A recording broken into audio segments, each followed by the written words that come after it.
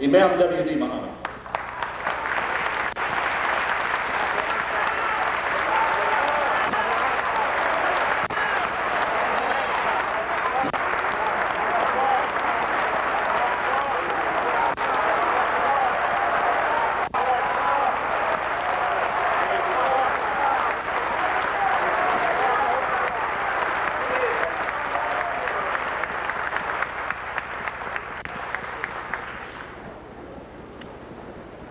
Dear believers, Muslim brothers and sisters, peace be unto you, as we greet in Islam, Assalamu alaikum. We thank Allah, that is God of all the worlds, the Lord, Creator and Lord of all the worlds. We thank Him for our presence here. We witness that He's one for all His creation and for all people. And we witness that Muhammad, to whom the Quran was revealed, is the seal of the prophets, the last of the prophets, God's servant and His messenger, and a mercy to all the world. And we thank Allah that this religion has reached us in America, and we have accepted it. And now we are in harmony with the spirit and letter of this great religion revealed to Muhammad in the Quran by way of the angel Gabriel, as they call him. We're thankful to Allah because this is the greatest thing that could ever happen to any people, for them to get religion correctly from God. We didn't get it easy. We got it the hard way. But so did the people of Moses. They got it the hard way too. They were in bondage. They were under Pharaoh. And Moses, as a child or baby, peace be upon him, was sent up the river or down the river. But he went up because he went to a kingdom. He went to a great kingdom, the kingdom of the Pharaohs.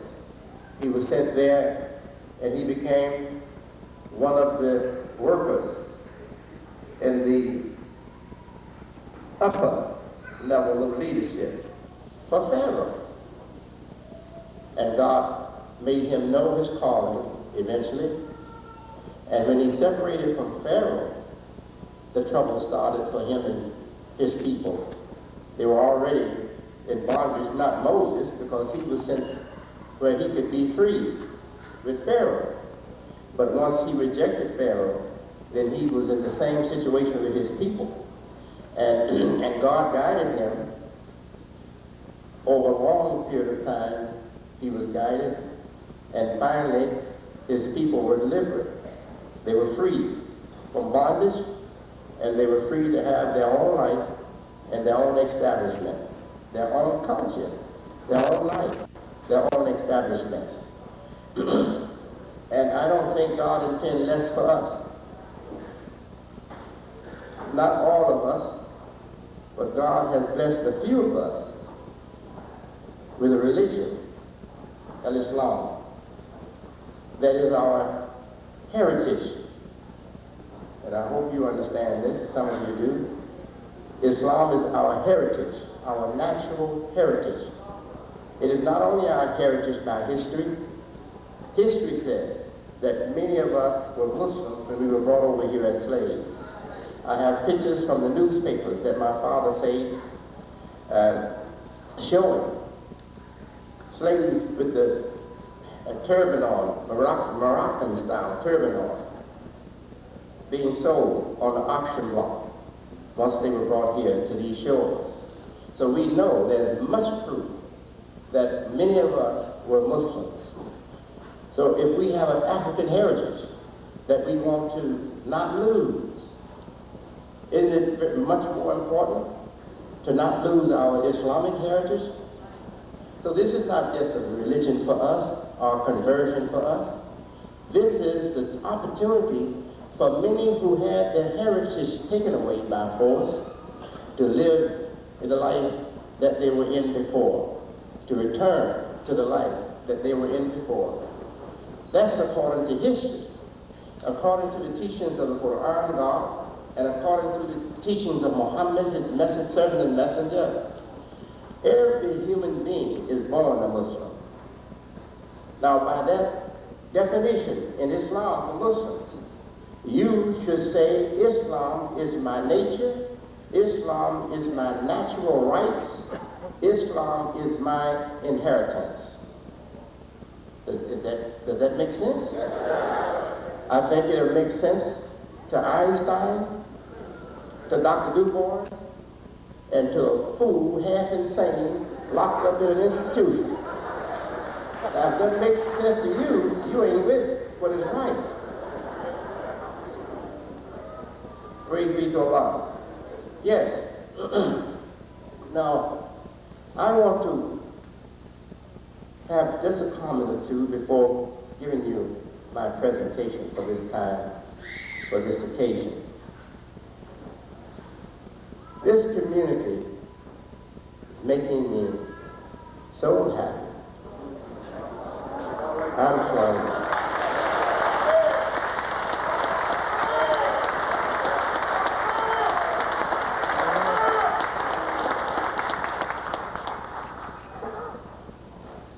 Everywhere I go now, almost, just about everywhere I go, I may see something, looking sloppy and like his half dead or dead. But everywhere I go, I see bright eyes, bright spirit, dignified people going after class. And that makes me so happy.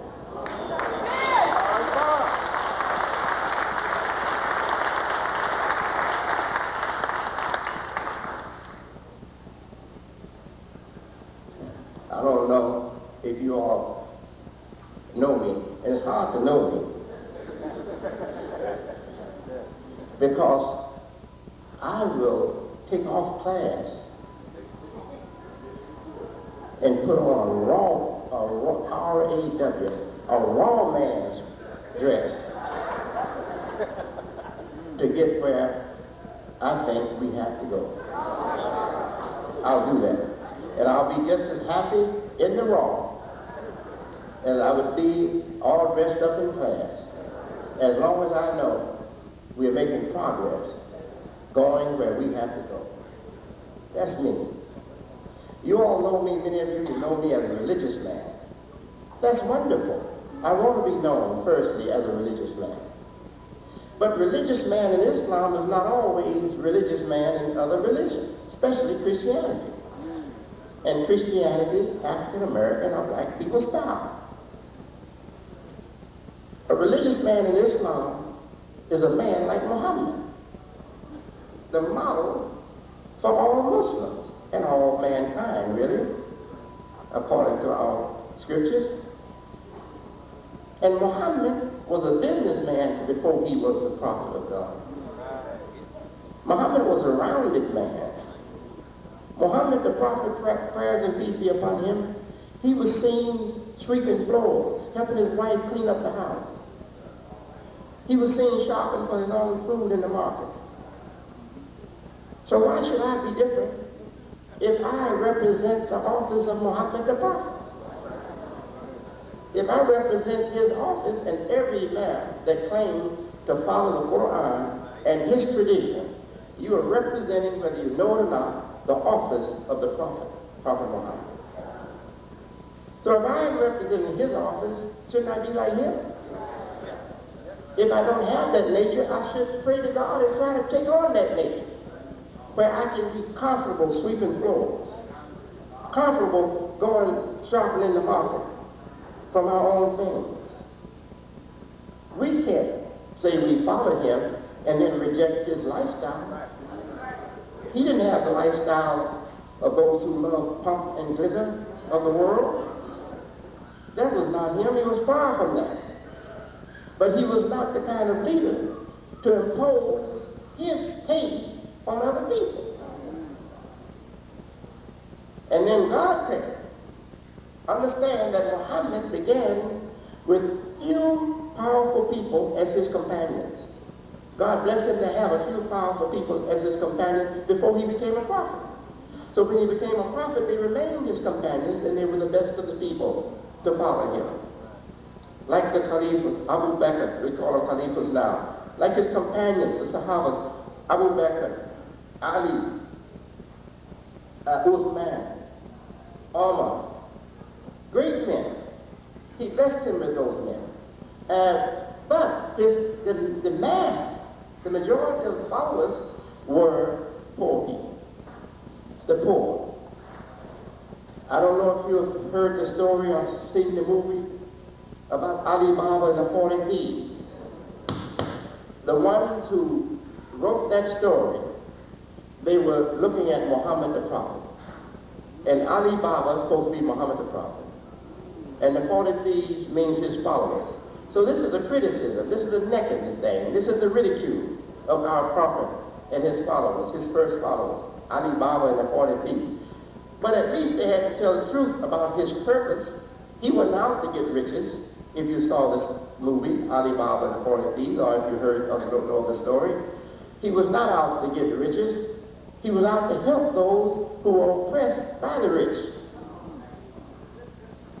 And he did help them. He took from the rich and gave it to the poor. And that's what Zakat does. And the leader that followed Muhammad, he said, I will go to war with you if you do not give Zakat. That's what he said. May peace be upon the companion of the Prophet Abu Bakr. He was a mild man, but he said, I will go to the war with you if you refuse to give Zakat. Now that was right after the Prophet had been among them, walking and talking and living and working for them. What do you think happened over a period of centuries now? What do you think the people are doing now? They have left Islam, and they're calling themselves Muslims. All over the world, they have left Islam. Very few Muslims in the Muslim world. Very few are leaders, Muslim leaders are in the Muslim world. The great majority of them have left Islam and are living like their ancestors were before Islam came, living like thugs, gangsters, con men, oppressors, etc. That's the state of the Islamic world. Not coming from me, this is what they say about themselves. And what I know about them, I study them. Yes. So, this is not the only negative I have to bring you here today. One learned Imam that I admire so much, I prayed for him. I prayed for Muhammad, prophet first, and then after him, I prayed for this man. And this old man told me once, he said, Wallace, you know, the beginning of our religion is a negative. See, we have to say a negative before we say a positive. It begins with la, no. Ilaha illallah, no God but God. It begins with the negative, to establish the positive, to bring in a positive. And God is my witness, I'm going to bring you a negative. I'm going to come from the negative, but I'm coming from the negative so that we can be more positive.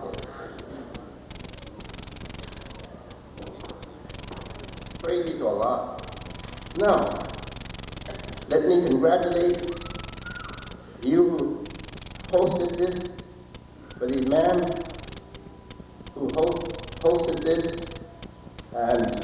event, and the organizers and planners and organizers who initiated it, and the beautiful and beautifully clothed models that have given us this wonderful fashion show today.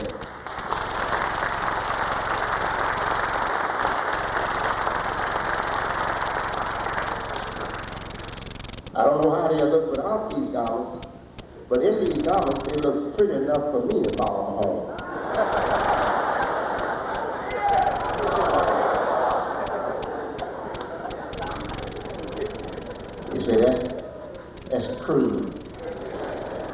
I'm glad I still got a little crudeness in my refinement.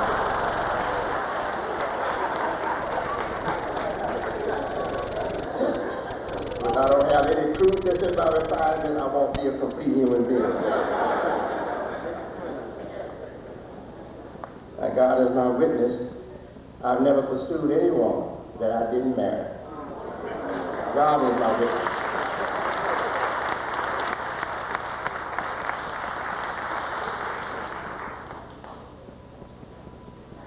And I'm afraid of marriage, so desire is here, sisters, but I won't be following you home.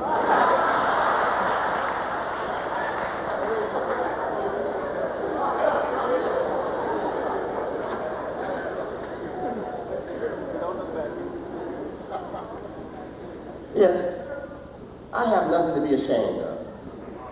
If I have something to be ashamed of, I go to Allah with it. As soon as I recognize that I have something I'm ashamed of, I go right to Allah with it, just like that. I have nothing to be ashamed of. I was once threatened by somebody. They said, well, you want me to go public with this? Trying to get me to do something they wanted me to do that I shouldn't have done and I didn't want to do. I said, go public anytime you want. I said, get on the 6 o'clock news and let me know in advance so I can be watching it. I said, you help yourself. No, can't blackmail me. No, sirree. I won't do a thing if I'm not ashamed. If I'm ashamed to face the people, I'm not going to do it. Because the people's wrath is also God's wrath. God's wrath is through the people and through your own nature. Yeah. So I know not to do anything that'll bring the wrath of the people on me. But if I do that, you won't see me. If I have to fall to that level where I'm that weak, you won't see me. I'll be gone. Say, well, he's missing. You don't know whether he's dead or alive, but he's been missing long time.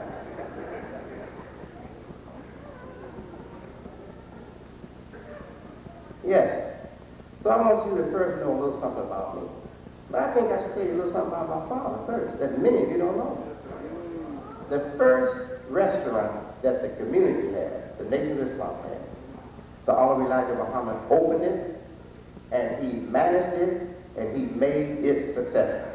My father, and your leader you admire so much and love so much, the Honorable Elijah Muhammad. The first grocery store we had was opened, managed, and made successful by the Honorable Elijah Muhammad. The first butcher we had was the Honorable Elijah Muhammad. And he told us, he said, I went to the mall, and I told them, I said, if you will show me how to make the meat cuts, I got a following, and we will do big business with you. He said, the owner said, no problem. So he put Honorable Elijah Muhammad on an apron, and then he showed Honorable Elijah Muhammad the cuts of the meat, the cow, and showed Honorable Elijah Muhammad on the chop all the meats, and then demonstrated to Honorable Elijah Muhammad how to make those cuts. And he gave Honorable Elijah Muhammad the chop that he was teaching him from. The Honorable Elijah Muhammad took the chop and hung it up into the facility that he had bought with our money, because it was a community. Honorable Elijah Muhammad was supported by beautiful, wonderful people. He didn't have an outside job. He didn't have to, because he didn't have to have any work outside or try to get money from somebody, Arabs or somebody. He didn't have to do that because the pioneers loved him so much, they would give him everything they had and even suffer if they had to. But they wouldn't suffer. They suffered only the loss of money and the loss of the convenience to have certain things. But they didn't suffer. They were so happy doing that. Happy doing that. That's the kind of followers he was blessed with. And a man that would lead the people the way he led the people deserved those followers.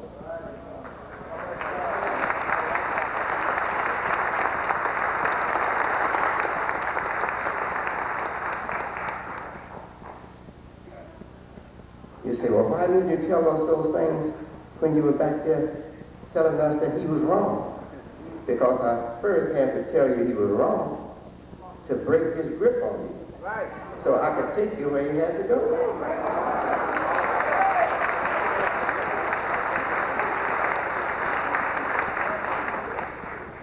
It wasn't my pleasure to tell you anything bad about the Honorable Elijah Muhammad. That was never my pleasure.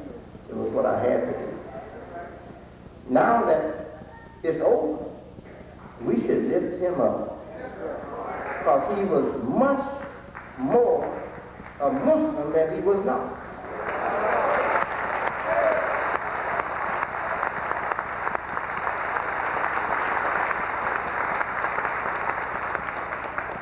He was a believer, and a courageous believer.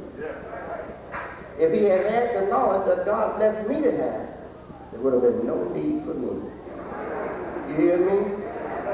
That man could have done it. So I miss him now. I wish he was with me. So I said, oh, Elijah Muhammad, you can whip ass, and I don't like doing it.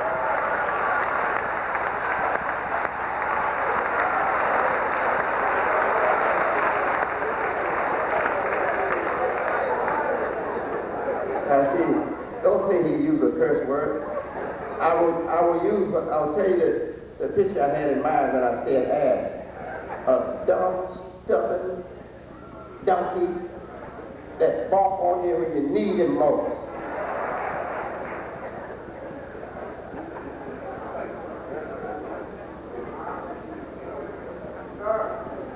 Yeah, Al-Qaeda Muhammad didn't tolerate that. He didn't tolerate people disrespecting their posts, disrespecting their job, disrespecting our investment, disrespecting what we want as a life. He didn't tolerate it. I can be patient and pray for you and keep looking at you next day, look at you, see if you improve a little bit. And even if you go back and you start going back, I say, well, they're going to come forward after a while. Sometimes I hate that side of myself. I wish God Elijah Muhammad could be resurrected and whip ass.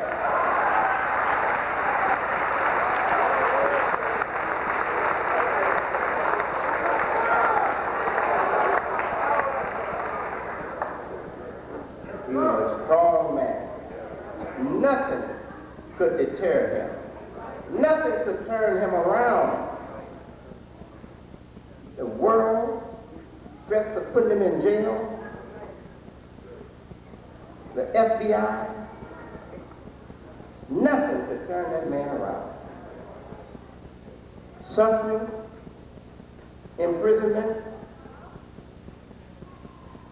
suffering the lack of the goods of this world because his followers were extremely poor in the beginning, 30s and 40s, and the 50s too.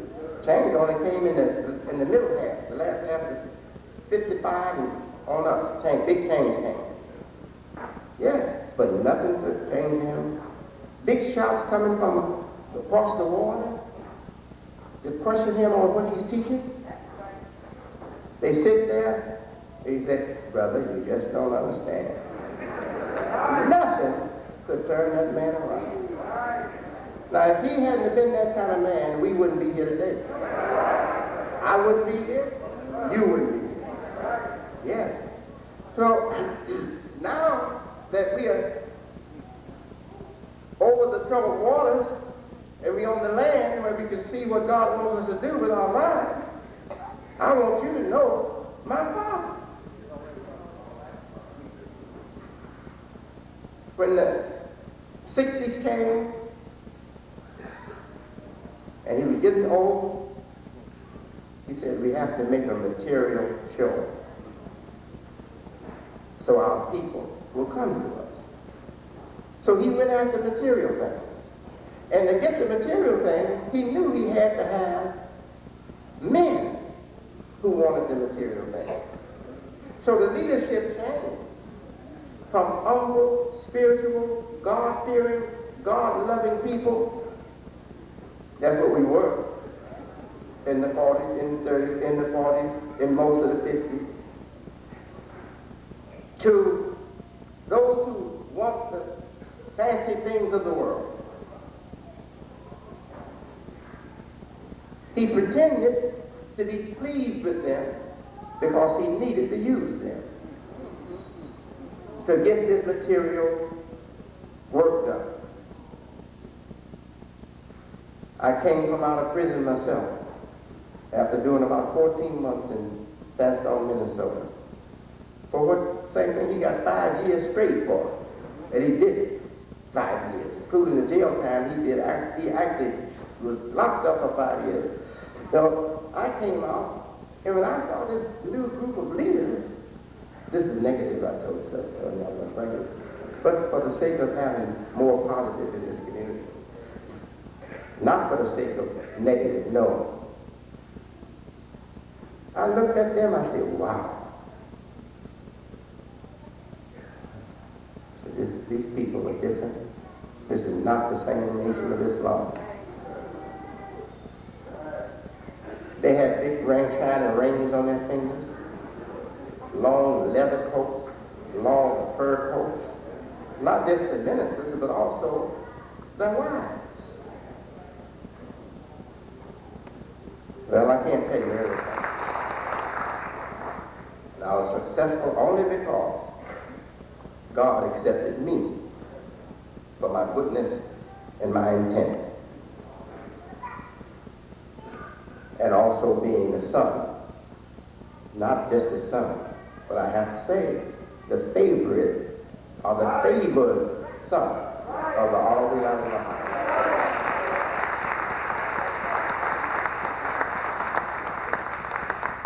Yes, I was favored to be named after the man he called God in the flesh. Wallace D. Muhammad. We got postcards from his teacher right now, where his teacher signed. Wallace D. Didn't even put Muhammad. Wallace D. That's all he got on the postcard, Wallace D. And sometimes he put W.D. and F. on Pharaoh. W.D. Pharaoh. That's how he signed his correspondence to my mother, to my father, and to my father's brother, Kalat, who was supreme captain in the time of Pharaoh. He sent them cards. And I didn't ask for those cards.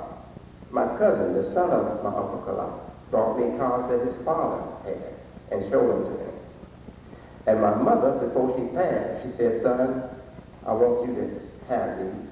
And she gave me some cards from him. And one of the cards, I'll tell you exactly what it said. It said, sister, the new child has come. The new delivery, something like that, has come. I can't remember exactly what it was. A new child, a new baby, a new delivery. It wasn't baby. But he said, has come. I know that. And he said, you promised to name him, you promised to give him my name. He says, take good care of him. That's what he said. This is the teacher of my father, writing this on a card to my mother. And that was not the only card he sent, asking about me and telling her how to take care of it. Now, my father was in prison. My mother took me to see him maybe 2 or 3 times. I know 2 times. He was in prison in Milan, Michigan. Milan Federal Correction Institution. Prison. Federal jail. Federal prison. And one time, she came to me, she said, Wallace, your father sent something from the Quran and he wants me to read it to you. And she read it to me. And he said that he wants me to give it to you, as she gave it to me, the paper that it was on. And it was Lukman's advice to his son. And look, the words from Lukman, the chapter Lukman, advising his son. I won't give it all to you to save time. I'm just going to give you the part that was for me, that he gave to me. If anyone strives with you to get you to believe of me, this is God speaking, that for which you have no knowledge base, don't obey them. But your parents, keep good company with them in the world. Isn't that beautiful? strong against shirk or false worship, but putting the mother up high. That if your mother wants you to believe something that's wrong or good, don't follow it if you have a knowledge that's against what she's telling you, but still keep good company with her in the world. Oh, I could love that God, I'm telling you. If I could love that God as a human being, I would be kissing him eternally. Feet and all. I'd be kissing him eternally. I wouldn't have no time to do anything but kiss him eternally. That's what my love is for God. A God like that. Yes. So I was given that as a child, and I'm a small child. I was younger than my son here. This is the youngest of our children. He's sitting here now, Mohammed. He looks small for his age. He's 10 years old. He'll be 11 in July 6th, pretty soon. And I'm going to have a nice birthday present for you, Mohammed. Don't worry. He'll be 11 pretty soon. Praise you, God. And so I was younger than he is, maybe about 5 years or so. But I recall that very vividly, as though it just happened yesterday. I recall my mother giving me that. Now that came from my father. His teacher said those things about me to my mother to take care of me.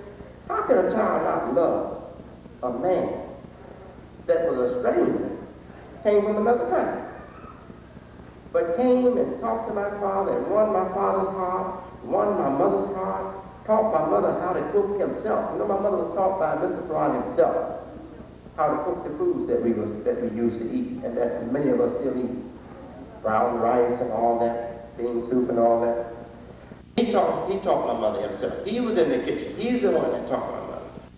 So how can a son not love that person that did that? And a father who's locked up and sent a son by the hand of his mother, words like I shared with you. Do not follow your parents. That's how it goes in Lukman. It says, if your parents strive with you to have you associate with me, that which you have no knowledge base, don't follow them, but keep good company with them in the world. That means for the rest of their life, as long as they live it, you're supposed to keep good company with them. That's a wonderful God. Now, my father said that to me. Don't you know I have to be thankful to him? Don't you know that that endeared me to him more than anything else that he had done? Because actually, I didn't have a father in my house until I was 13 years old. No father in my house, except through my mother, or with my mother. And believe me, she kept him more present than he could have been if he was there physically. When he came and started living with us after imprisonment, we had it easy. Yeah, he was mild. She didn't have to enforce the law for him, you know. He was there, you know. She could relax a little bit. I said a little bit. She was still, as she said, I'll put the skin off your bones. She was still to be feared. Though he was there, milder man, much milder human being, much milder human being. Yes. So I'm sharing this with you so you can see better. Me. If you see me better, then you can accept me better. I'm not after money. I'm never been. And I want you to know my father was not after money except for a cause. He never been. I've seen the ring, I saw a fancy diamond pin on his tie once. And he was conscious of me and I was conscious of him. When he noticed that I was looking at it, he gave me a sign. Didn't say a thing. Gave me a sign with his face tell me I'm not, son, this is not me, I'm not impressed with this thing. He didn't have to say a word with his mouth. And I was very comfortable. He had fancy cars, Cadillac, new Cadillac, but never was he attached to those things. I'm telling you something about Muhammad that you need to know. He was never attached to those things, but he fooled that new group. He pretended like this is, oh yes, we're being put now in heaven, brothers. This is the heaven God promised us. No, that was not him. He was fooling the new leaders so he could use them to help him build the business to impress our people to come and join the Nation of Islam. I have had to do the same thing. When I started out, I had to use people that I was not compatible with. I had no likeness. I found in them nothing of the spirit that was in me. But I had to use them to get support for what I wanted to do at that time. And that is change it, bend it until it was straight enough to leave it alone. And they were there to help me bend it because they were sent among us to destroy what we had before. So they used me and I used them. The only difference, I used them up and they didn't use me up.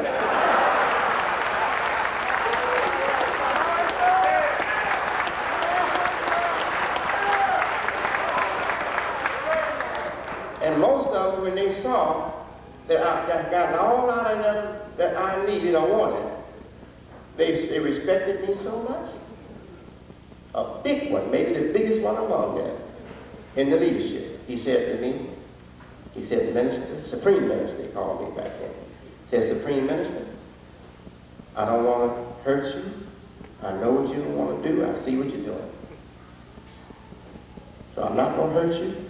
I'm going to just go. I'll just leave. And he left. He said, anything you ever need from me, just call. Just ask. Now that was a man that I pray God keep him and bless him with a good life here and hereafter.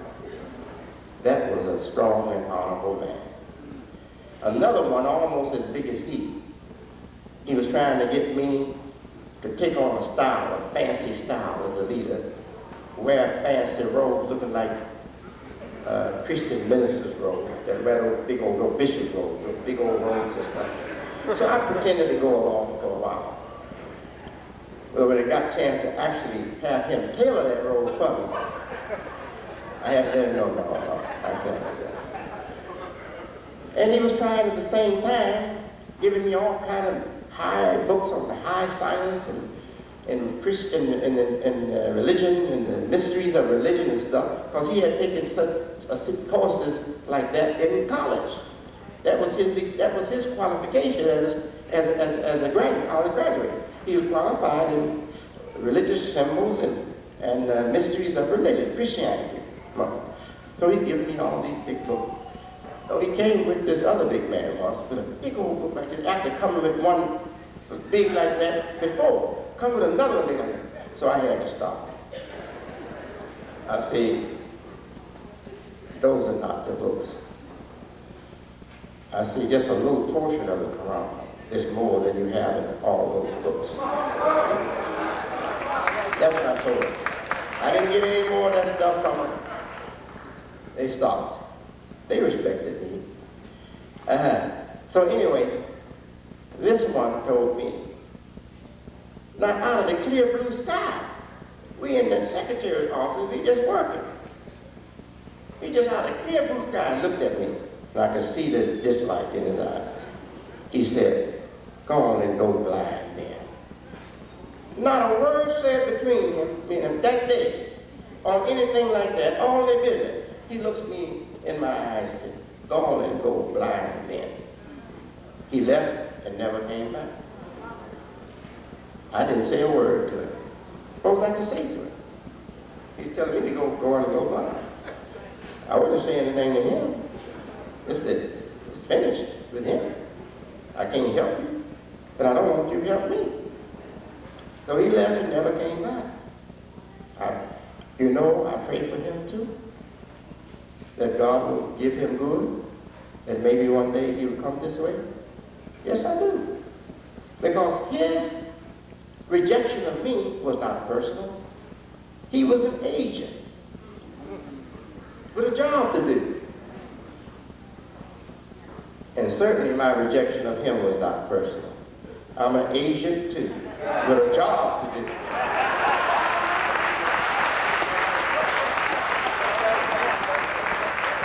Praise be to Allah. I could hear somebody saying something. I don't hear what she's saying. I don't even have time for it anyway. God has brought me into the field of great works. I don't have time for that anymore. Yes. So that gives you a picture of my father. My mother, I can describe her in one sentence. She lived and died for Deputy Pharaoh and her husband, Elijah Mohammed.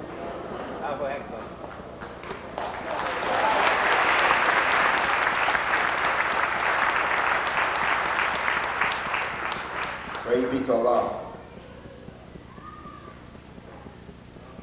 Nature doesn't give us strong, special people like that often. They don't come often.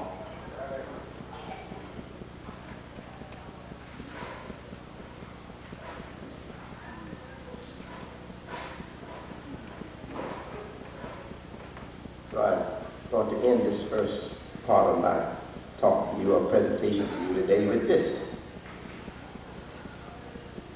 I'm happier now as your leader than I've ever been.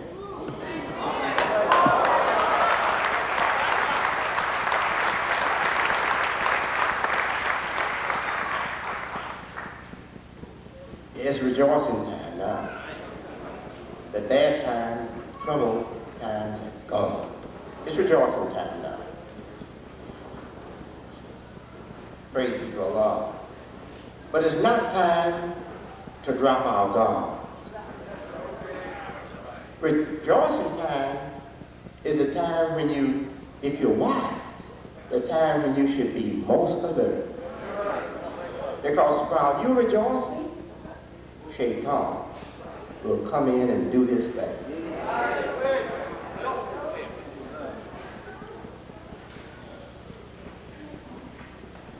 Brothers come in the egg meat market. I'm really thankful to Allah for that facility, and very proud of it and us that we had the money to get it and equip it. Not through equipping it, but we made a good start. They come in there and they see me with an apron on, cutting the meat up or something. In the 50s, might have been close to 1960. Whatever time Minister Pharaoh joined the Nation of Islam, that's where it was. He came on a Savior's Day to Chicago, as all of you did, who were out of Chicago. We were there. And he came to the restaurant. At the time, I was the manager of the restaurant. But how did I get to be the manager of that restaurant? My father started me off on 31st and Redwood with my brother, slaughtering live chickens. Yes, we slaughtered our own chickens. Back then, under the law of Elijah Muhammad. And you know what he told us to say before we cut the throat? He told us to say, Bismillah. He said, and then say. Now, he didn't have the whole thing, but when he had knowledge of it, he used it. He gave it to us. He said, say Bismillah. He said, and then say, creature, if you can save your life, save it.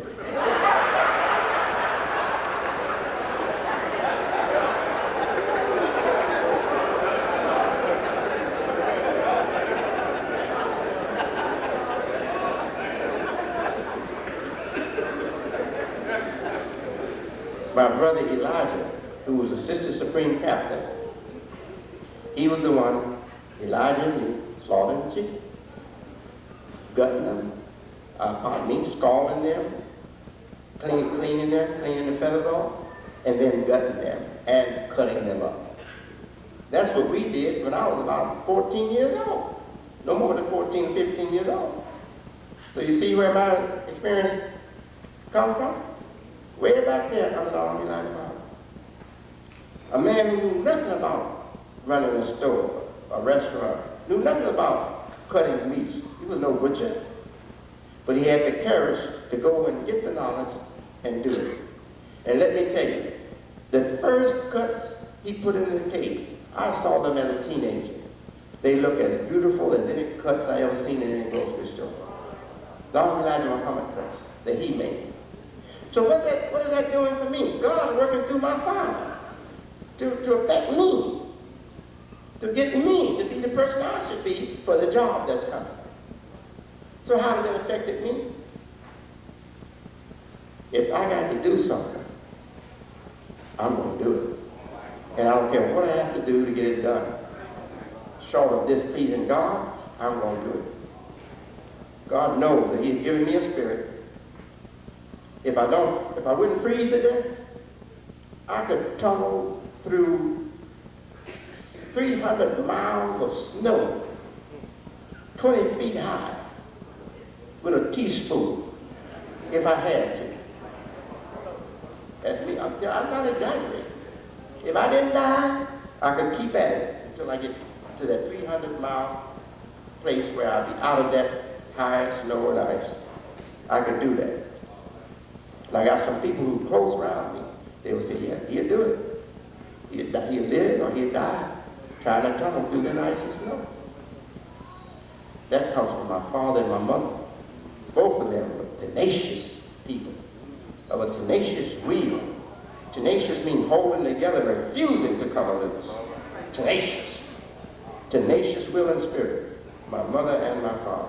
Now why is all that? Why God had it that I have mama and daddy and I come out like them in their determination to succeed? For you. They didn't do that for our family. They did that for you. Can you understand that? One of us, our family of us, we don't need that kind of exceptional person. We can make it with just a little bit of what my father and mother had. But to get the whole people to go where they're supposed to go, you need that extraordinary willpower and determination, tenacious spirit and will. You need that. So God created my mother and father and me for you. Now you gonna turn us down? I can't understand you. He didn't do it for us, he did it for you. That's why we love you. That's right.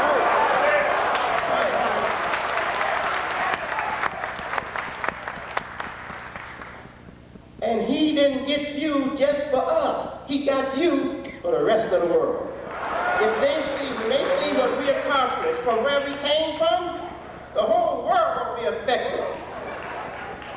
If there's anything powerful enough to straighten the Islamic world up, the international Islamic world up, it's you. You.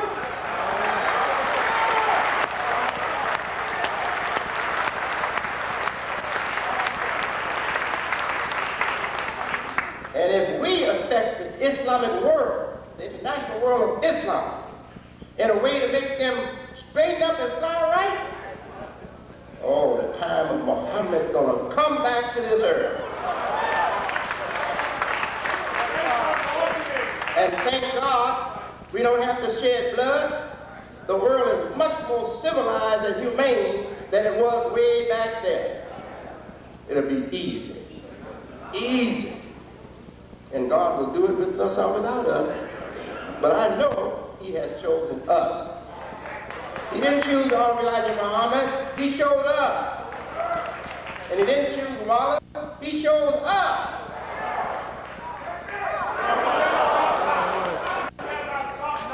We cannot stop now.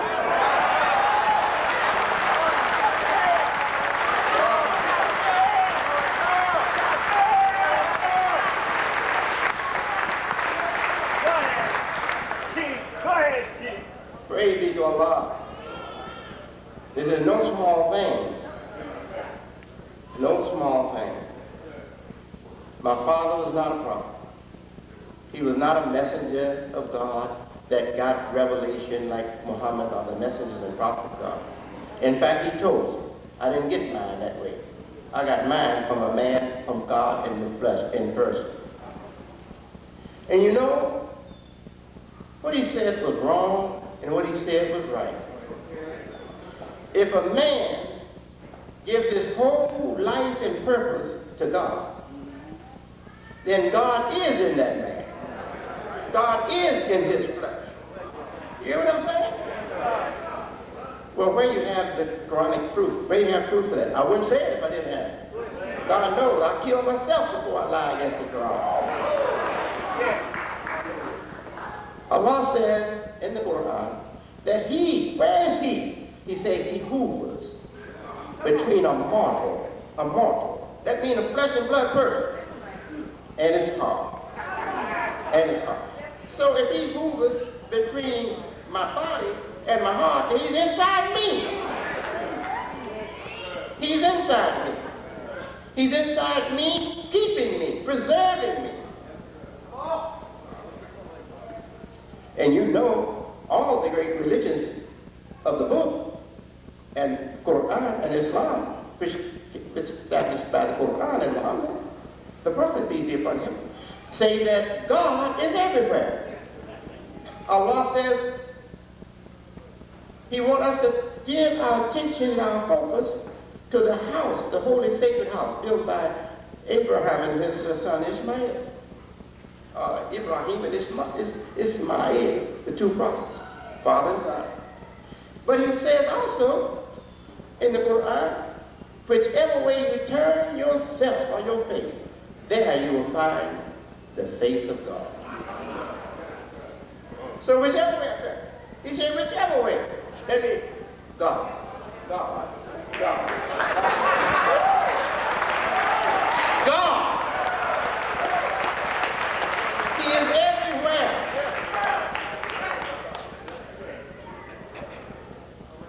He's more present than space. Because space changes. God does not. Space is weakened, depending on what's there. God does not. So actually, he's more present than space is God. And I know, I tell my son, I want my son to know, get the best. I don't want him to get the second weak dose or message of Islam. I want him to get the best. He could tell you, I didn't have to tell you that. Muhammad could have told you that. He could have told you. You answer with God inside you and say yes. Is God in the sky? Yes. When we say Allah Akbar, we're saying Allah is bigger. He's bigger than the universe. He's bigger than all that you can see. And yet, as the Old Testament says, isn't it wonderful? You who too big for the heavens of heavens to hold, dwell right here in this small place. Isn't that wonderful? Praise be to Allah. This is necessary. If it wasn't, I wouldn't do it.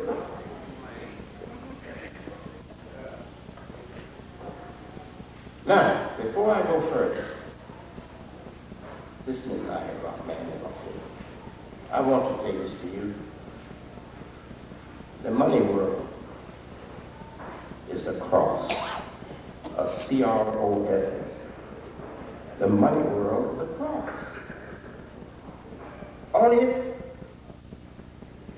lies crucified.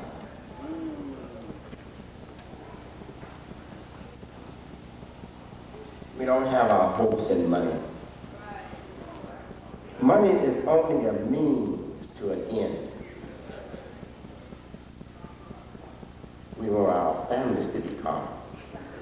We want our children to come to have a better condition in this world than we have.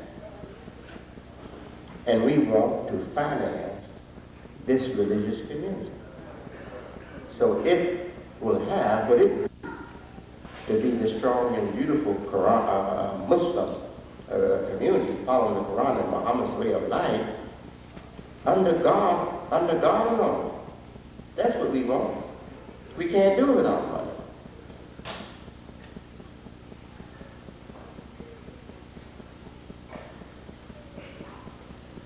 Believers want a religious community that they can feel good about. And just like the poorest one of us like to dress up nicely, we want to dress our community up nicely. We don't want our schools in a condition that shame us, not to mention how it shames the Quran and Muhammad's way. We don't want our masters, our centers, shaming us. We don't want our teachers shaming us. We have to bring everything up to par so that we feel good when we look at it and we can celebrate our accomplishments. To do that, we have to have money. And I'm not the leader that will allow, with my endorsement or with my consent, your leaders that claim to be following me to oppress you and treat you like you're pack animals or slaves. I won't accept that. So if I won't accept that, how are we going to get the money? You don't have enough money for them to put them in nice cars, nice living quarters, and dress them up nicely. You're poorer than they are. You don't have enough money for that. So we got to get the money, and the only way I know to get it is the way the world has got it.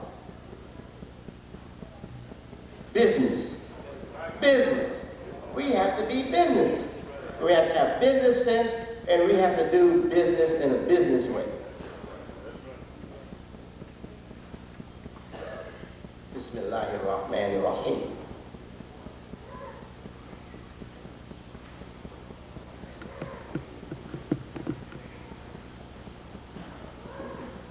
We cannot lose if we hold on to Allah. Christianity says, Judaism says, Christianity says, Islam says, God will never break off from you. You have to break off from Him. He will never break off from you. And then God revealed in the Quran, says, hold, catch on, grip it, and hold on to the cable, the rope that God sent down to you from heaven. A firm hold that will never break. A firm handhold for you that will never break.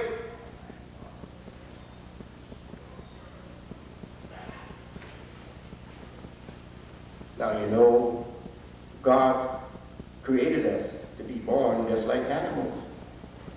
Animals of the womb that are tied to the mother by the, we used to say navel cord, umbilical cord, or navel cord. In this first awakening that we have as human beings, we are tied to Mother Nature. That's a sign of how we tied to Mother Nature, the way God tied us to our mother while we were in her. We're tied to Mother Nature the way we are tied to our mothers that give birth to us. And we can't have life except from her body while we are in her body. Likewise, those who are still under the grip of nature and have not awakened to God's plan for human beings, they are tied to the navel cord of Mother Nature. And they cannot get any life except from the material world and its nature. God has to reveal it to them. And like the new baby, have to be separated and then take in the breath outside of this mother, we have to be separated from this dependency on natural life in the natural world, to latch on to God, to grab a new cord. The new cord is not flesh and blood. The new cord is spirit.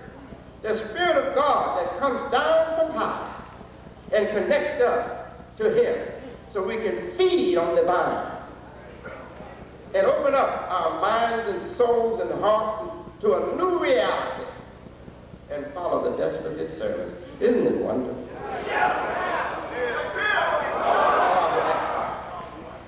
In the text, it is called the unity, but unity is not in the text. It means that if we accept this alone can unite us. If we accept it, if we accept that picture, that idea of God, that alone can bring us together in unity. Allahu Akbar. It is also called Ikhlas. Surah. But where's Ikhlas in the text? The Arabs, when they finish with a discussion, or they finish with something, and they're tired of this belonging it, like some of you on my talk here. God, no, I'm not holding you. I'm not holding you. God is holding you. I let you go anytime you get ready. Go to the washroom, go out, go back home, go play. God knows. I'll let you go anytime you get ready. And not offended, will love you still. Praise be to Allah. But Allah is holding you and holding me. I can't rush it up if you can't rush it up.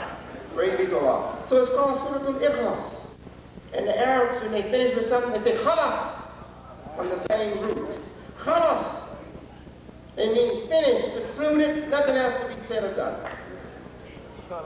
So they appropriately, it gave this name to this chapter, and it's very appropriate for it.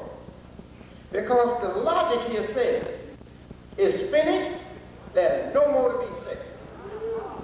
Now what many learned leaders of Islam, scholars and imams, muftis and everything in the Islamic world don't know is this that I'm going to tell you right now. Go ahead. The Bible ends with Revelation. Says it is done, finished. But it wasn't done. It was not finished. Allah had to give the Quran and this surah that finishes the discussion about who is God, what is God, where is God, finishes it.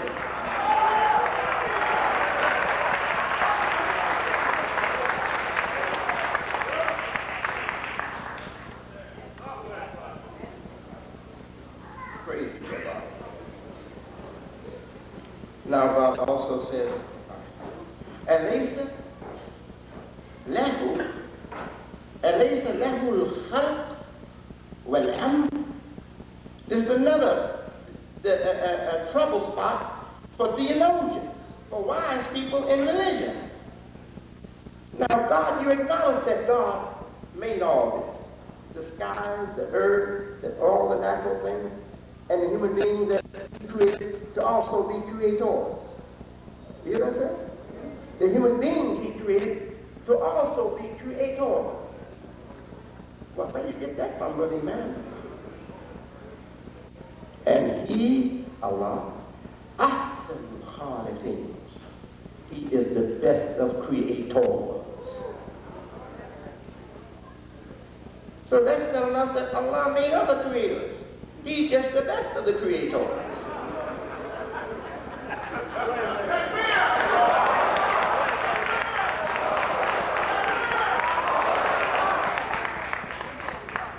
Say, well, what has man created?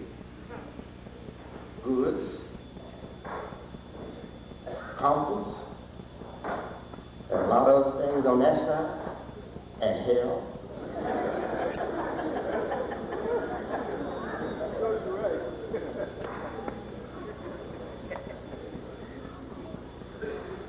Now, I'm going to address this to you, brothers.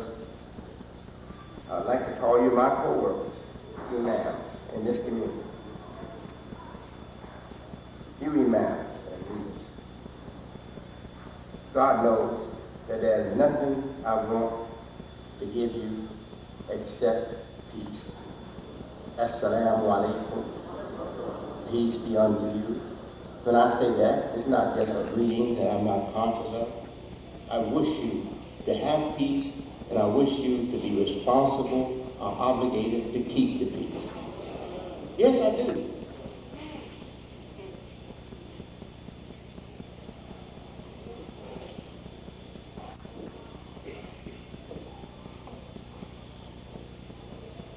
There is another chapter in the Quran. Bismillahirrahmanirrahim. لإلاف قريش إلافهم رحلة الشتاء والصيف.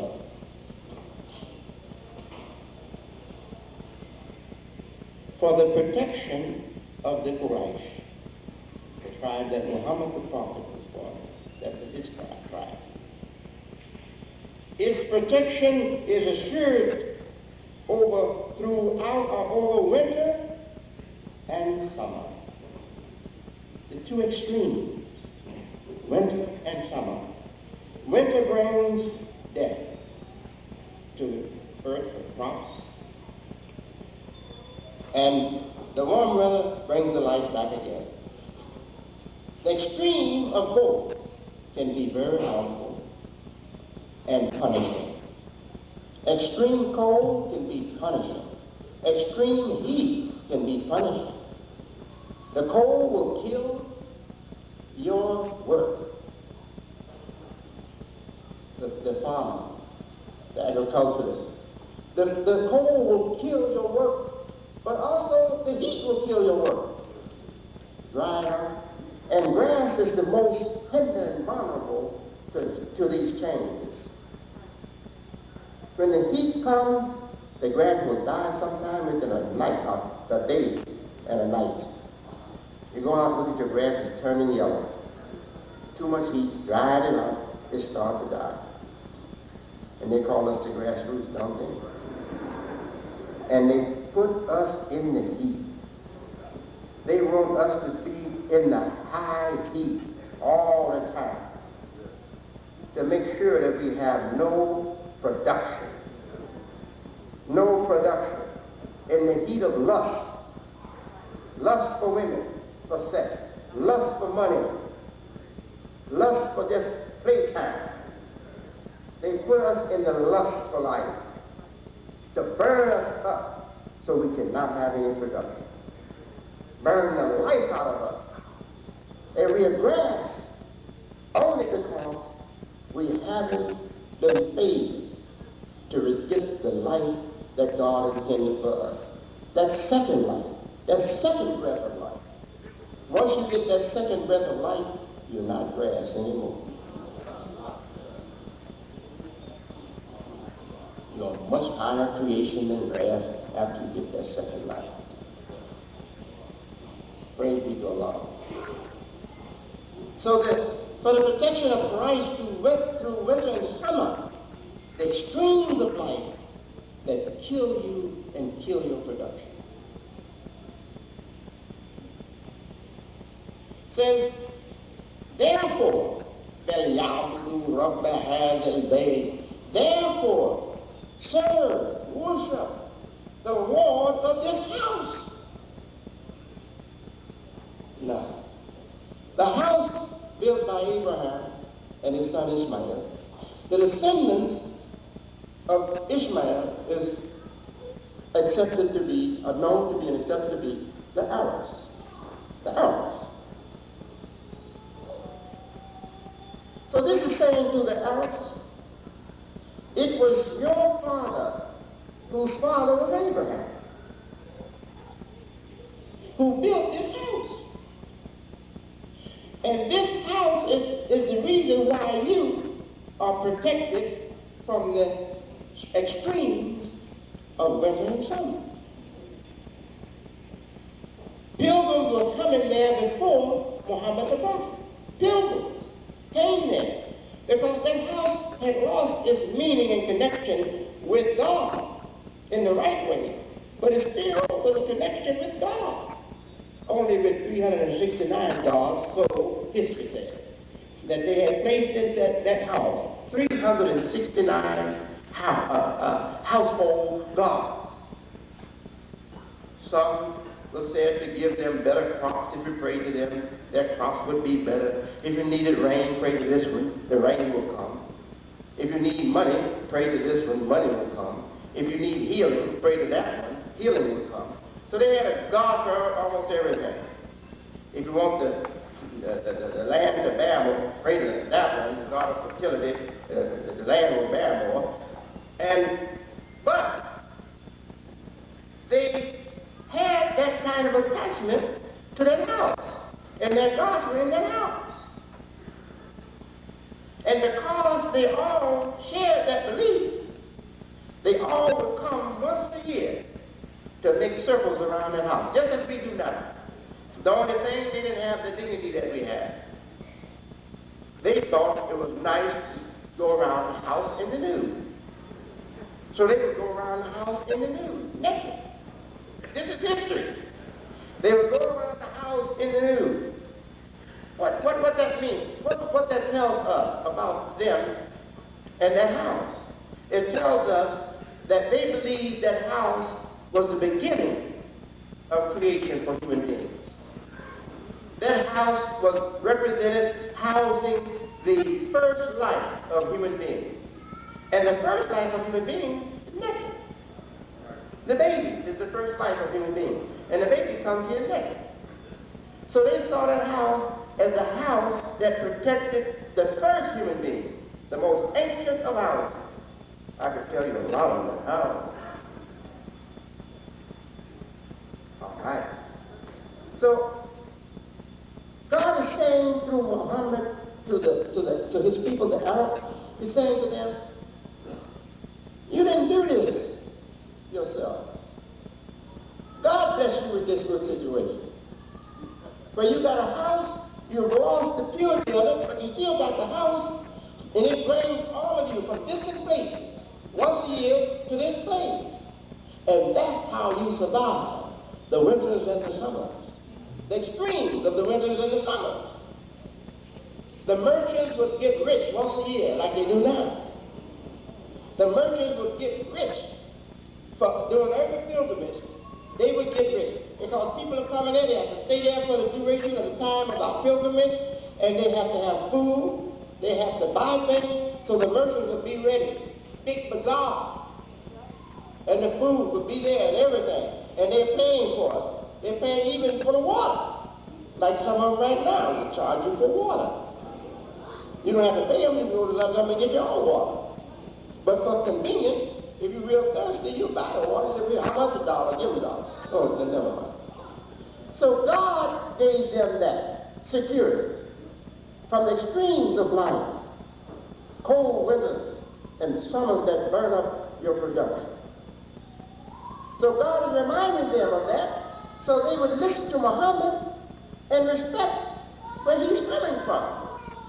And this was not the only chapter or the only piece of revelation that caught the Arabs' attention, but this was a powerful piece of revelation from God that caught the Arabs' attention. Now you may say, well, this revelation is not to Arabs. You're correct. It's to all of us. Because all of us live in the extreme of winter and summer. And God has given all of us original, innocent, virgin nature, that if we return to it, we can have a good life that will protect us from the extremes of winter and summer. Because when you love the original creation that God made, not a lying human being, a truthful human being, not a rebellious human being, an obeying human being. Every baby comes here, not lying to us, but being truthful, with his affections and everything else. The baby doesn't like you, ain't gonna run and kiss you until he learns psychology and lying from us. That baby won't run and kiss you, that baby rejects you. And when it gives you its affection, it's true and sincere. And you will have the life that you can build upon. Build and build and build. Because if you stay in that life, human beings all over the world can connect up with you. Because that's the life God gave them originally too. Innocent life, truthful life, not hypocritical life. So if you stay in that life, eventually the whole world can connect up. Because that's the life he gave every human being before they were Asian, African, European, black, white, and other colors. He gave them that life. They're born human before they are born in any other identity. And if you will stay in that original purity of the human he created, you can connect up with the world of mankind. And all of you can have protection from the extremes of winter and summer.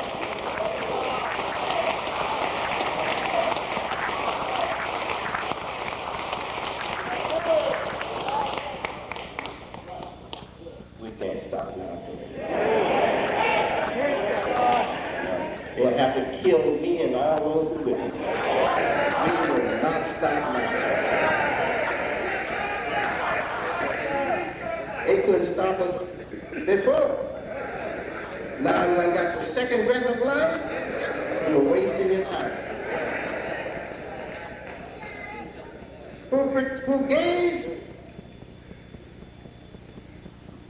الذي أطعمهم من جوع وأمنهم من خوف.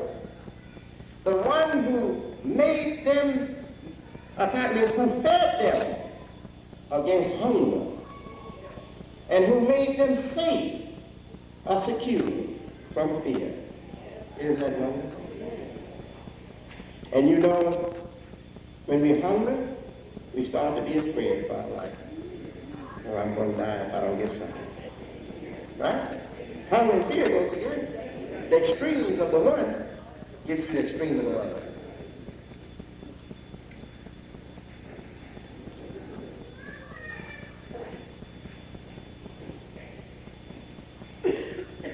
Replying to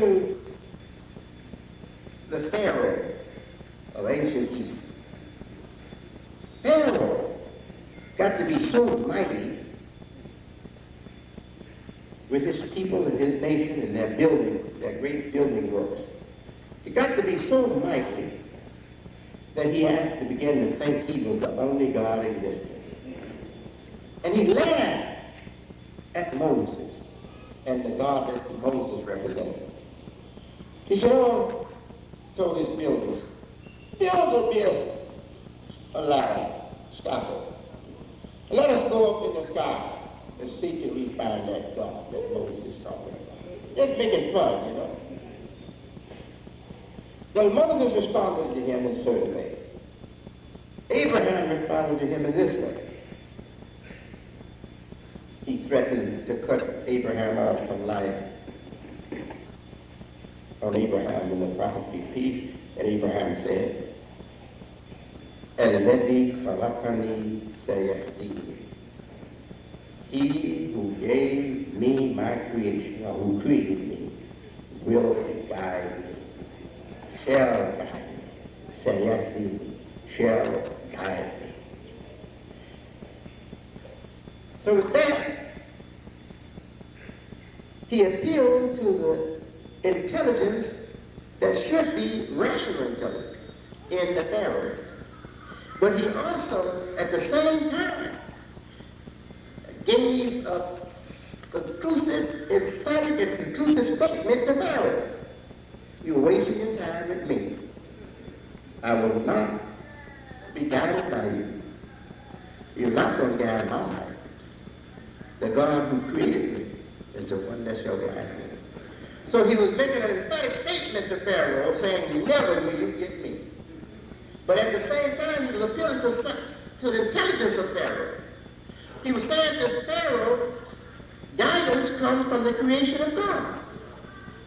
God created things to guide the intelligence of human beings. Pharaoh, you should know this better than anybody. All your science you got, science of colors, science of plants, science of construction, all of that you got. Chemistry and all the sciences you got. You know you didn't get those sciences from yourself. You got those sciences from studying what God created. So he was appealing to his good senses, his rational senses at the same time. And then he said, he who created me shall guide me. He was saying to Pharaoh, you lie. You don't give God credit for your guidance. So I'm telling you, I'm not like you, Pharaoh. I worship the God that guides me through his creation. He created me and gave me guidance in his creation. That's the God I worship. I'm not going to be a hypocrite like you, Pharaoh. Get all the help from creation that God made, and then you claim yourself you God. Don't you know those pharaohs exist today? The secular world, the public school system, the colleges and universities, they take God out of the picture. So you will worship them as the great minds that have brought all this science and wisdom and knowledge, etc. When they have done nothing but study God's creation over a period of hundreds and thousands of years, and piled it, compiled it, and piled it up, where they now have storehouses of nothing but science and knowledge. But how did it come to them? They went to what God made and studied it. Right? What science do they have about human beings? The science of skin? That's my skin. You studied it and found out how my skin exists and keeps itself. Healthy. That's all you did. You got that knowledge out of studying the human skin. Science of bone, science of the eye. You don't have anything except you went to what God did and got it. You have to go to what God did and got it. What do you have that you didn't go to what God did for? Nothing. Absolutely nothing. Now that's a fact. And Islam comes, the Quran comes, and Muhammad comes to make that perfectly clear. So it says,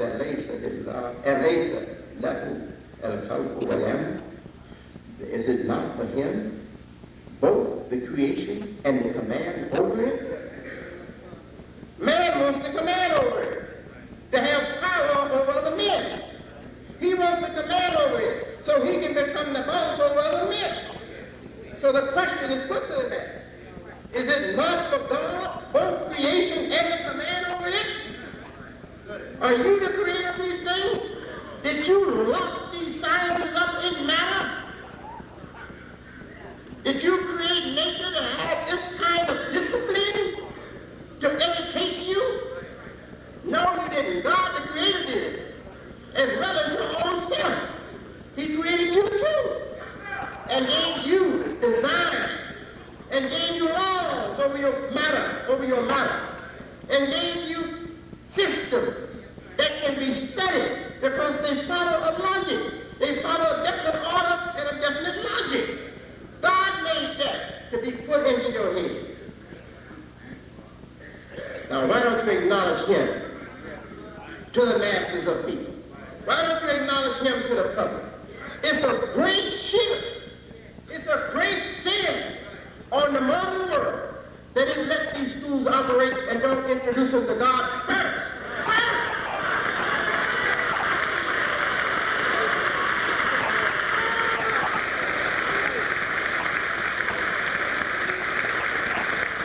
You didn't bring about anything that you're using. You didn't create it. You didn't make its laws. You didn't make its patterns. You didn't create these systems. And you can't better them, you can't change them. You got to benefit from all these. So before you tell the child anything about education, you should tell the child without the creation, matter that you see, the skies and the earth and our bodies and animals, bodies created by a power we don't know and can't conquer, we would not have anything to teach you in the school. That's what they should tell them first. Then they would be educating children and educating people who will have strength and who will be free to make much more of their lives than what they're making of their lives today. Because you can have a PhD. You can have many PhDs. And you can fall down to the lowest of the low. Drugs, liquor, lust for the things of this world can bring that PhD down to the lowest of the low. Disappointment, something he attached himself to or she attached herself to, disappoints you, fall down sometime to the lowest of the low. But if they would introduce education correctly, begin with the God that made the world, out of which all knowledge comes.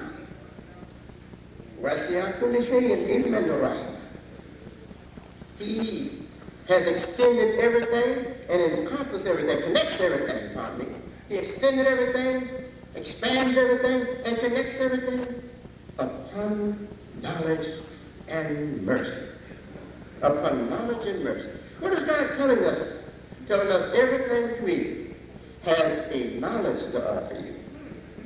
And everything created has a mercy to offer you.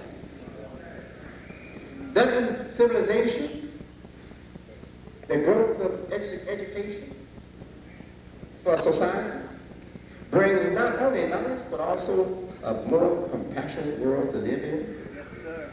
A more comfortable and more merciful world to live in. So God has said that by way of revelation to Muhammad the prophet. Yes, this is necessary, what I'm doing. Take your time. Take your time. Yes. So that statement from the prophet Abraham, Father Abraham, peace be upon him, to Pharaoh, the one that was oppressing the people, and claiming to be himself the only God. It connects man with creation, so that man can be connected to his God. The first words given to Muhammad was not Bismillah. The first words given to Muhammad was Iqra, read. Bismillah, with the name, Alladhi, who, Khalaq, created. Created. Muhammad was lost in the world. He only had the umbilical cord to live on. He was lost in the world. The second breath and the cable from heaven had not come to him yet. So God was trying to wake him to his mission, but his mind was not conditioned for it. He was not raised in Christianity. He was not raised in Judaism. So he had no knowledge of previous scriptures. He didn't know Revelation, how it comes about anything. They were worshipers, his people were worshipers of idols. And he had such a high refined human nature that he didn't worship idols and he didn't know how to worship God. Except in his obedience, and he didn't have a connection with that. So God said to him, read. And he said, I can't read. And God said again, the second time to him, read. And he repeated, I can't read. This is in the Bible. This is fulfilling the Bible. It says in the Bible, there'll be a book, and someone will come upon that book. And that person will not be able to read it. The person will not be a reader. So that person will take that book to someone and say, can you read this for me? And the first person, it's in the Bible, I'm giving you word for word how it goes in the Bible. The person said, I cannot, I'm sorry, I cannot read letters. He goes on to another person. And the second person said, I can read letters, but it's sealed. I can't break the seals. That's what he's saying. That person was saying it's sealed. I can't break the seals. So God comes now, and what does the Bible say? This condition will be the condition in the end of time. Say there will be darkness covering the whole earth. That was the time that Muhammad was born in the dark ages. There will be And darkness covering the whole earth. And it also says in the Bible that there'll be a famine. Say, but it won't be a famine of food. It'll be a famine of hearing the word of the Lord. That's what the famine will be. All over the earth. That's the time Muhammad came in. Our prophet. The seal of the prophets, the last. That's the kind of time he came into. So he comes in, and God speaks through him to the world. Telling the world of the enlightened in Scripture, the world of theologians, the world of the learned in religion. He's telling them that's how it was closed out. Now, listen to my sermon. This is how it's being opened up again. So I came to him. No one can put the light into the world again after darkness has covered the whole world and all is wrong. But the God who sent the light in the first place. Says, so now I come to Muhammad, and I took him who had not been taught by you all. And I told him to read from myself. And he couldn't read, not even from me, he could read. But when I connected him with creation, he started to read. Praise be to Allah. I know you educated ones, you understand what I'm saying. And you know the beauty and the value of what I'm saying. Whether you accept it or not, you know it. But many of these here, they can't appreciate it like you can, because they don't know the sciences of the material world. And they don't know how to connect those sciences with the God that made the material world, and how to appreciate what God has done through man while he was still in the womb of his mother, not even outside of himself, our flesh. What God did for him made him so right with the powers of creation, with the knowledge and powers of creation, and just want him to be born again. That's all. So he can have even a bigger work, and even a more compassionate work, and even a more scientific and more knowledgeable, if he would just accept the breath of the bigger reality that God has waiting for him, if he would just come out of his mother and be born again.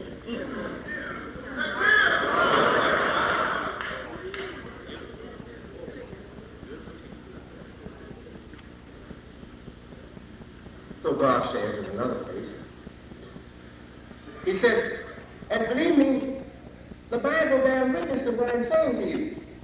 The prophets in the early scriptures parts of the Bible, writings of the Bible, how did they find God? It's still there in the Old Testament. They looked at, like Abraham did, they observed the natural phenomena. They observed the natural world that is working. Sky, sun, rain, clouds, and rain, thunder, lightning. They observed all those things. Rivers and everything, and animals being fed by the land, from the land, and because of the water, the land is revived. They looked at all that, and here's what the prophet said in the Old Testament. He said, I know by your handiworks, mean what you have done. Handiwork, mean your art, your creation that is so beautiful and done so artistically. I know by the works that I'm looking at that there is a God behind all this. That's how they came to know God. The real God. God says in our holy book, who has said to my worshipers, the goods of the world are not for them.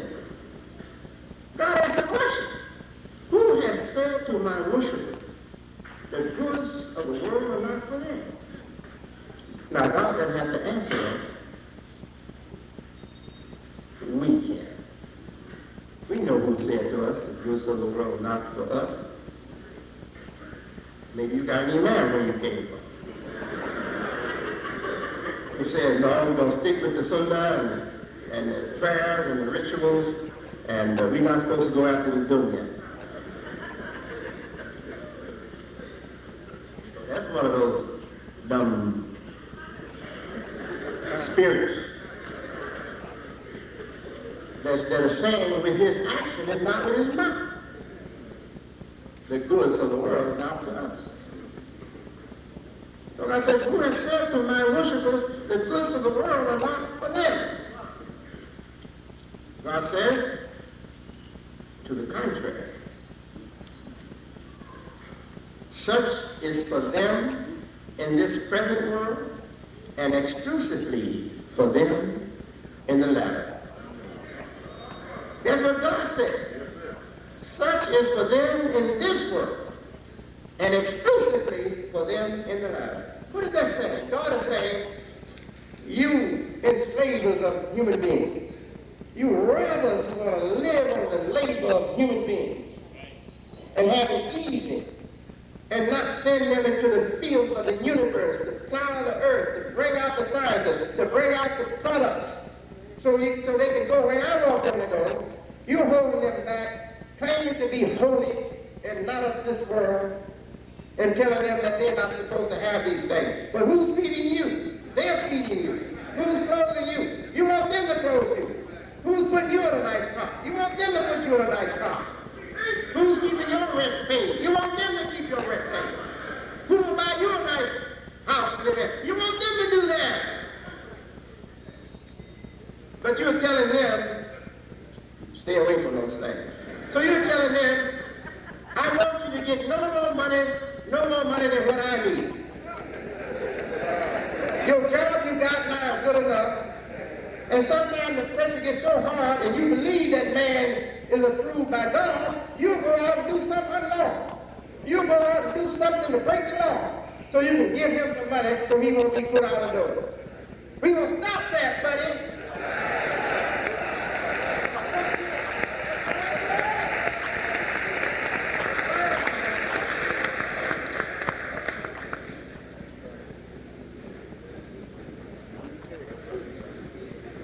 God is the provider. He provides for us. And abundantly. Abundantly. Don't forget what I said in the beginning. Mohammed the prophet was a businessman before he became the prophet. God is the one who fed against hunger and secured us against fear. Just as he did for the tribe of Christ. He has fed us against hunger, and he has secured us against fear. Yes, he has.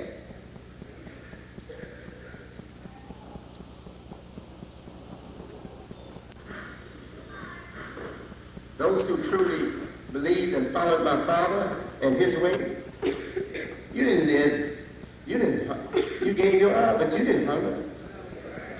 There's always someone, we had a brotherhood. As a sisterhood. There's always someone you could go to and eat. You didn't have to be hungry. Isn't that wonderful?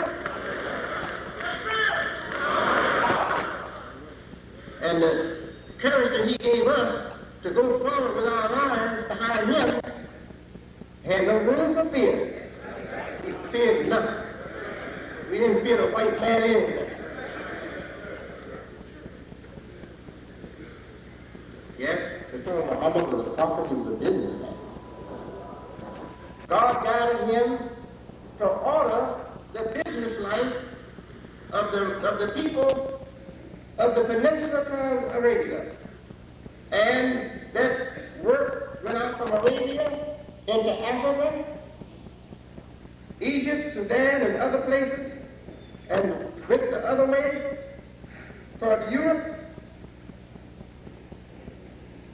Persia, now called Iran, Iraq. All those places were touched by his works, and they ordered their economic life under a prophet, under a man that came to guide people in religion. And God says, and he shall raise up among the brethren of one not like unto Moses. Then he mentioned Moses to take the people out of Egypt into another land so that they could be the leaders and the builders of a new order on this earth. Man like Moses. And aren't we to be like Muhammad? And if we're like Muhammad, that means we're like Moses in that respect.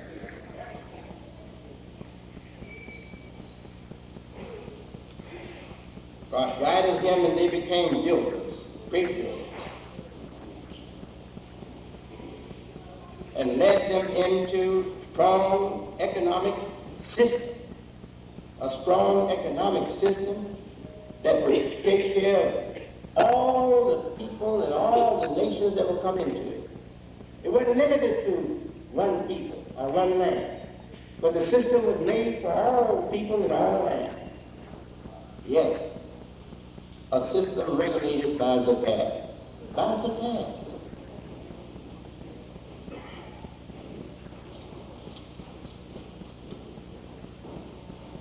God says, Ya ayyuhalladhina amanu qu anfusakum wa ahlikum nara.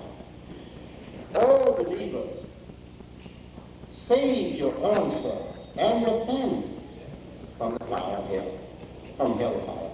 But it didn't say hellfire, it said no, just fire.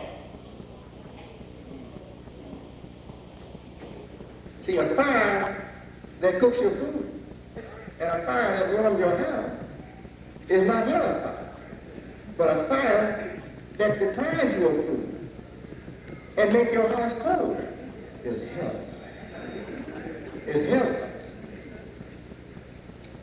In other words, passions that make your life comfortable and good is good fire. And passions that make your life uncomfortable and bad is hellfire. Bad passions that take us to hell. How do you know this, Brother Imam? Where you get the thought to talk like that? It's not put like that in the Quran.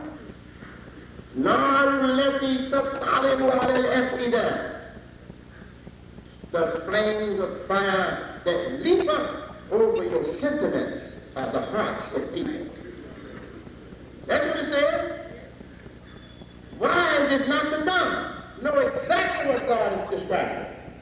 Describing greed in the body. Greed in the body.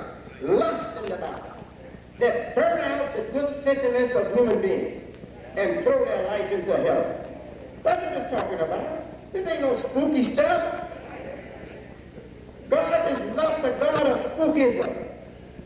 God is the God of reality. He made the first reality. And it becomes unreal because of man playing and gambling and using it and abusing it. Then God has to have some man that's not like that to bring it back to its true reality.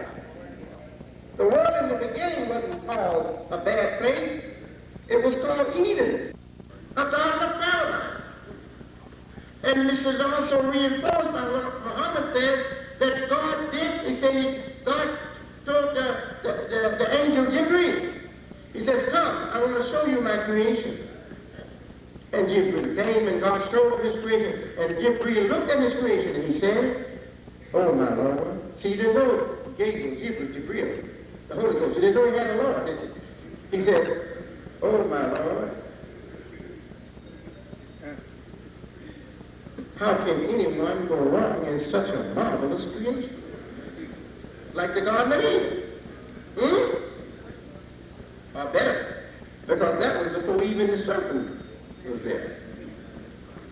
And God, I guess within a twinkling of the eye, showed him the world after Satan had done his thing. And Abraham looked at it, he said, my Lord, how can anyone go straight in such a world? So don't think that this universe is bad. Don't think that the earth that feeds us. God says that from the earth he feeds you. Didn't know what he said? From the sky and the earth he says he feeds you. Well, how can it be bad? If God chose to make the earth to feed me, then to put his back, you run. From the back of the earth, you run. Then he spread the earth out as a carpet, as a lush carpet. God is not putting down the world. God is raising up the world as a beautiful picture with great values and great use for you. That's what God is doing. So how do we get this kind of thing to put it down? Oh, no. You don't want to get your heart on that. If the man is going to put his heart on making money, then the only reason why he was able to help us, because he didn't put his heart on making money, he guided us to the Quran and the Sunnah. But now he's going back to what his father did. Going to make some money. Going to make money for us. I'm not going to help. Now, they don't say that to you. No, let me continue. I'll just continue. It will be sad. I'll just continue.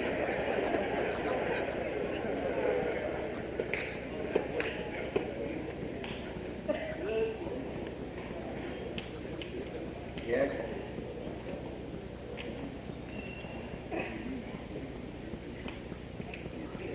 Yes. The flames of passion leaps over the sentiments of the heart and puts us in the hellfire. This has happened to many of our so-called leaders in MAS, in the Muslim American Society. And they're working against us. They ain't working with us, they're working against us.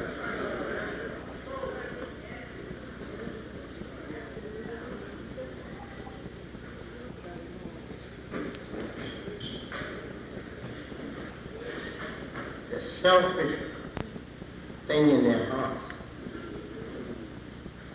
makes them rivals instead of helpers. They are our rivals instead of our helpers. And they didn't just come about it. They're among us and they are organized secretly. And they organized secretly long ago, even before I became your leader. They organized and set themselves over you by a show of support for my father in the first phase, and by a show of support for me in this phase.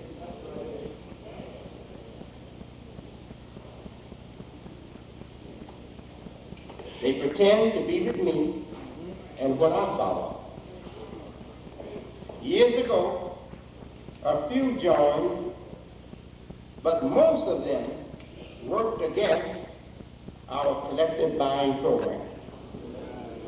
You will recall that, many of you.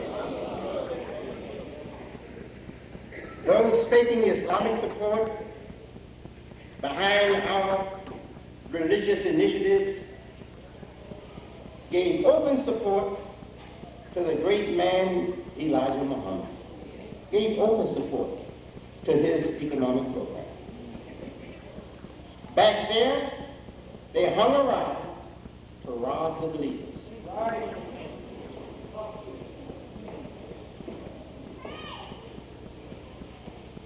Their being among us here is to rob the believers.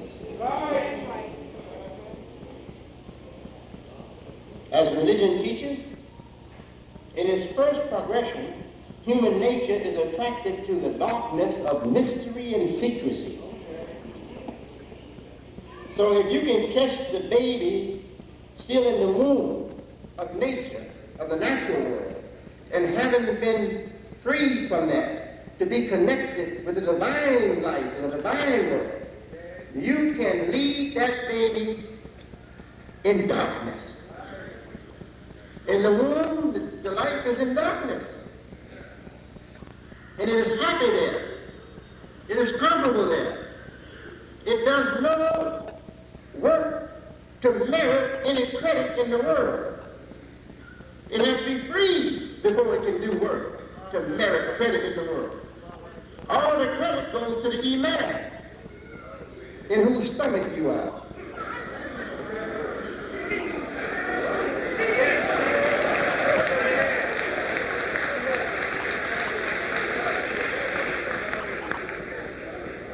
They want us slaves. That's what they want. They want us slaves. While we live and after we die. But while we live and after we die, God will have us, and God will have us not in their grip, but free.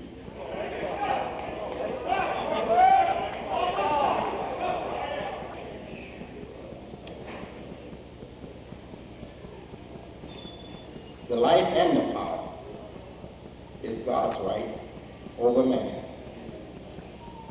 We are taking our life back. We've been doing it ever since I came into the picture. And we can't stop now.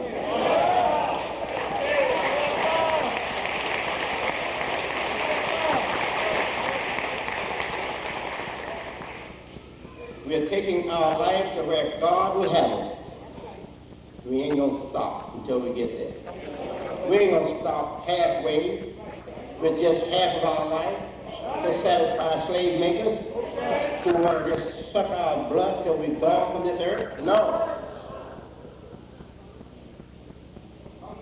So I say to you, imams, that have shown me by you not coming out in the Muslim Journal, making a statement in support of what I'm doing in the way of business. I'm saying to you, you're against me and you're against us.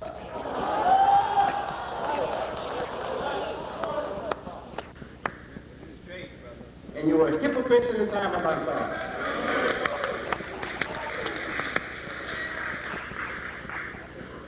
I don't want anything for you but a better life for you. God is my witness. I've loved you. I've shared more of my knowledge and understanding with you than I've shared with anybody else. Because of me and the blessings of God in me, you have become the speakers with the verses and with the impressive lectures that you give.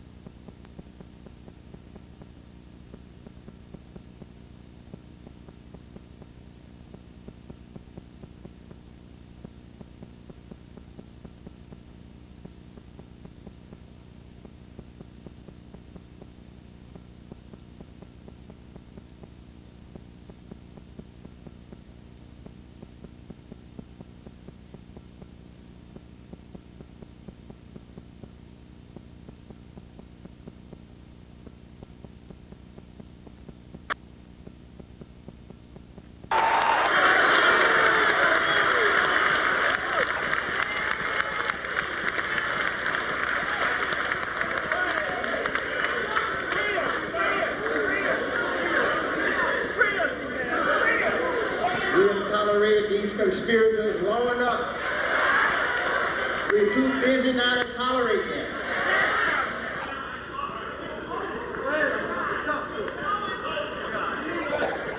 So like God empowered Mohammed, our prophet, the universal model for human beings and mercy to all the world, just like God empowered him to say what he had to say, he has empowered me to say to you almost the same words.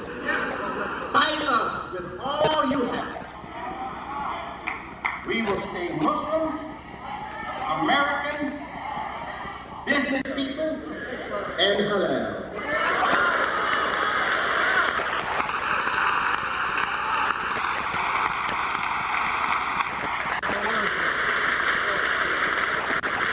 So your game is over here. I'm not going to visit them. One place I used to go to their graduation almost every year. You know why they wanted me to go to graduation? They didn't want me to go to graduation in the first year. They were getting speakers from outside, and they were speaking. But they learned from me that I wanted to help their school, and that they didn't have to pay me to give me anything. So to save money, they knew I would attract a lot of people to the banquet, and they would get a lot of money. So to save money, they started inviting me every year. But I didn't accept money from them. You will not get that kindness again.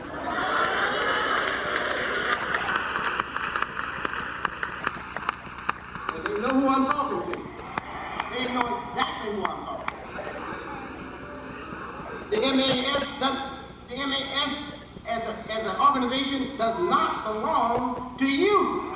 I'm talking to those imams that fake support to rob all of us.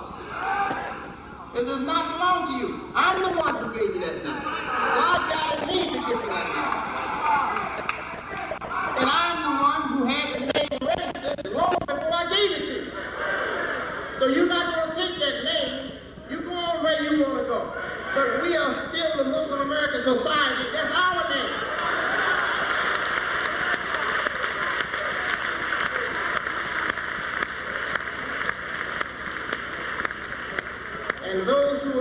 standing firmly for what I represent, we are going forward without you. Our progress is going to put you where you belong, in the poorhouse for good.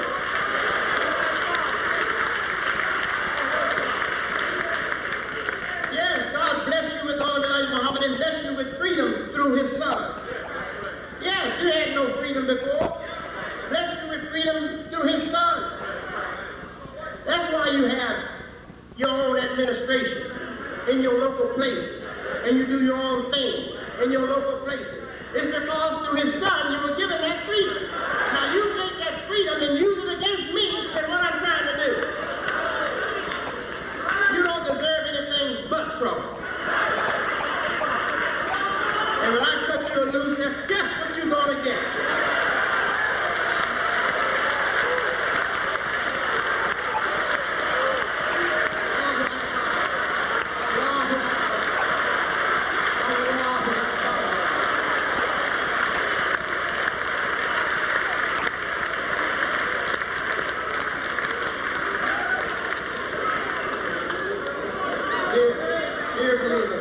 Dear believers, history repeats itself.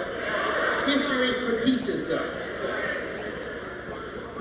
God bless those rebellious, arguing followers of Moses to be led out of bondage into promised land. And they got out there and they set out on it. So God said, according to the Bible, this generation can't be used. You have to linger in the wilderness for 40 years until a new generation comes forward. Now you know all of Moses' people is not in that bunch. Moses had followers that were not like that. So let them linger in the wilderness. We going to paradise. We going to the promised land.